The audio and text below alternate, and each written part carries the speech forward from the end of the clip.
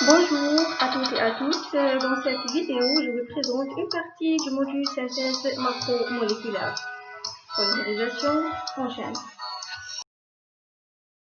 Pour commencer, nous allons d'abord définir la polymérisation et donner un exemple de polymérisation tel que la polymérisation de l'éthylène.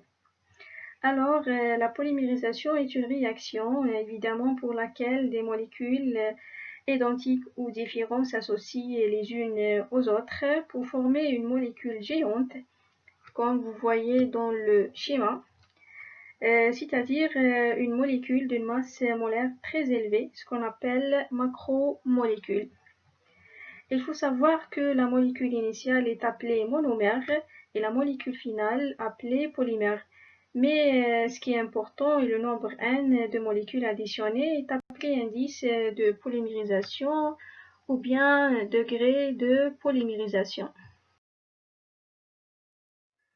Et selon le comportement cinétique et le mécanisme de la réaction qui conduit à la formation des composés macromoléculaires, on distingue deux types principaux de réactions de polymérisation. Polymérisation en chaîne et polymérisation par étapes. On s'appelle aussi la polymérisation en chaîne polyaddition et la polymérisation par étapes polycondensation. Les réactions de polymérisation permettent notamment de transformer un mélange liquide, plus ou moins visqueux, en un matériau solide dont le taux de réticulation dépend notamment de la fonctionnalité des monomères employés. Voilà, on a dit précédemment qu'il y a deux grandes méthodes de synthèse.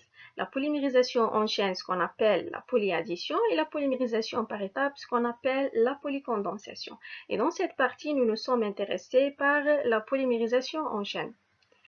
Le principe de la polymérisation en chaîne, comme vous voyez dans le schéma, est une addition entre des molécules comportant une double liaison ou triple liaison. La rupture de l'une des deux liaisons permet au monomère de créer une liaison avec une autre molécule à chacune de ses extrémités. Ce type de polymérisation nécessite la présence de centres actifs. Ceux-ci peuvent être créés soit sous l'influence d'une forme d'énergie externe, comme la chaleur, les radiations lumineuses ou ultraviolettes, les rayonnements alpha, bêta, etc., soit le plus souvent à partir d'un composé réactif ou amorceur que l'on ajoute au milieu réactionnel et qui donne naissance à une substance amorçante possédant un centre actif. Ce centre actif provoque une réaction avec une autre molécule de monomère qui se lie au premier et devient à son tour porteuse du centre actif. Prenons comme exemple la polymérisation de l'alcène le plus simple qui est l'éthylène. Comme vous voyez dans le schéma, on est parti d'un seul monomère ou bien d'un seul éthylène avec une double liaison et on a obtenu une chaîne macromoléculaire avec seulement des liaisons simples.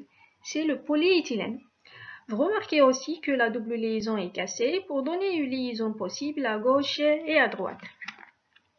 Si on veut noter de manière plus simple cette réaction, on notera NCH2 double liaison CH2 donne CH2 avec une liaison simple entre ces deux carbones, une liaison qui permet l'accroche avec une parenthèse autour et évidemment le nombre de fois N qui on doit reproduire ce monomère.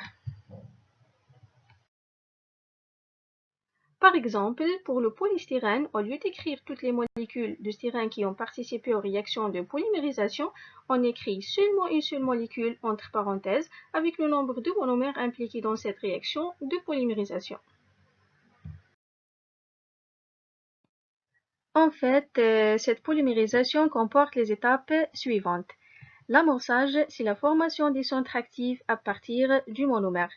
La propagation, c'est la croissance des chaînes de polymères par addition successive. Et la troisième étape, la terminaison, c'est la destruction du centre actif et interruption de la croissance des chaînes.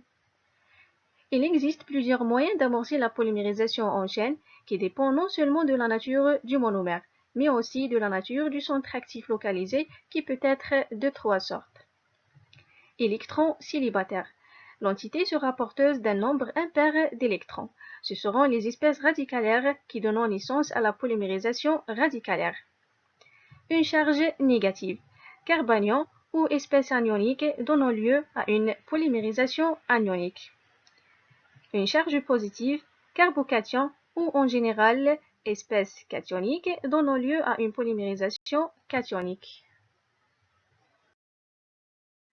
Voilà, dans cette partie, on a choisi de parler sur la polymérisation cationique. Alors, pour ce type de polymérisation, le rôle d'un amorceur est de fournir des cations fortement électrophiles capables d'activer le monomère M en monomère M+.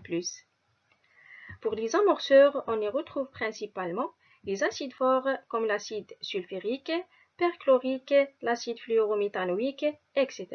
Les acides de Lewis comme les dérivés de bore et de l'aluminium et les générateurs de carbocation comme le tertiophényl.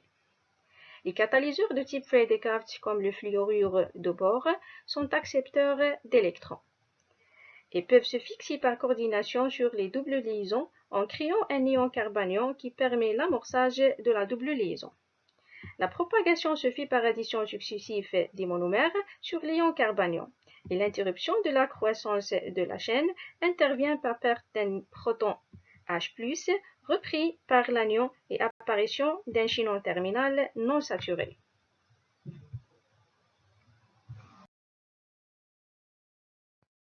Et voilà, à la fin de cette partie, je vous présente quelques produits de polymérisation cationique.